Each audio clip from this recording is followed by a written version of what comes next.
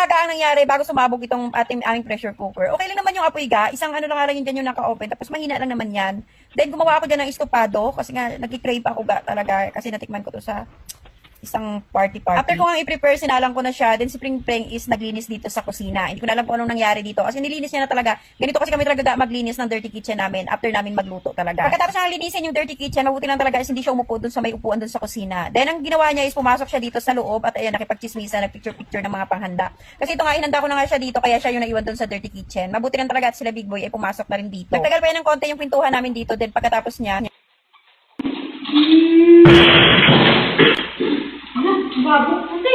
Bago ka. Yung ano?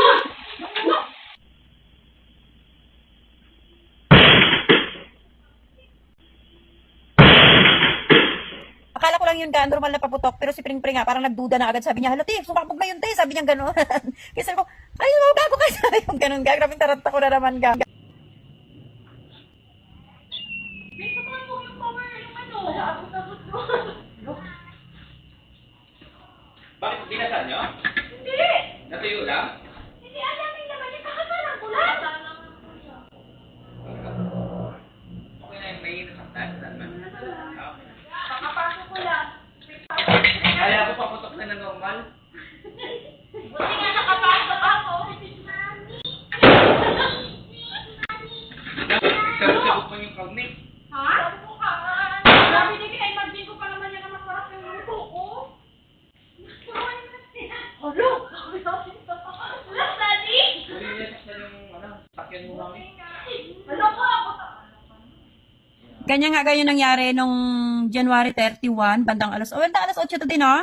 Yan, tingnan nyo na lang ga dyan sa time, dyan sa CCTV. Mabuti lang talaga ga, yung sila ate girl, pumasok na rin, si Hayo, pumasok na, si Big Boy, pumasok na rin, tumulong na rin sa akin, kakapasok na yun, pati si Pring Pring, kakapasok niya lang kasi nalinisan niya na yung kusina. At mabuti lang talaga is dito kami nagluluto sa dirty kitchen namin, kasi kung doon kami sa loob, Diyos ko, sabog siguro talaga buong kusina namin. Hindi kasi kami nagluluto doon sa loob, dito lang talaga sa dirty kitchen. Nabili ko to siya online, hindi ko lang alam yung tatak niya ga, check ko na lang bukas siguro, tamad na kasi ako, tamad na kasi ako maganog. Basta ganyang klase siya ng pressure cooker. Pero siguro safe naman to siya gamitin. Nagkamali lang siguro talaga ako ng paggamit o hindi ko alam. Hindi naman siya kasi punong-puno ga eh. Pati yung tubig hindi rin punong-puno kasi ang niluto talaga namin isakto lang talaga para sa aming pamilya kasi hindi naman kami karamihan ka kasi yung iba talaga is umuwi rin yung mga kapatid ko kaya konti lang kami. Konti lang rin talaga yung niluto ko. Then ayun na nga pagkatapos siya nilinis, abot yan ga hanggang sa sakyan, hanggang doon sa washing machine, basta lahat oven, pati doon sa may sa may bubong, abot yan, tingnan mo. Muntik na talaga kami mag New Year ga doon sa hospital ga. Kung dito pa si Pring Pring, Diyos ko talaga wala talaga sigurong happy talaga nung gabi na to. Buti na lang talaga at hindi, balibop, yung napagod na si Pring Pring. May kadalasan kasi umupo kami dito sa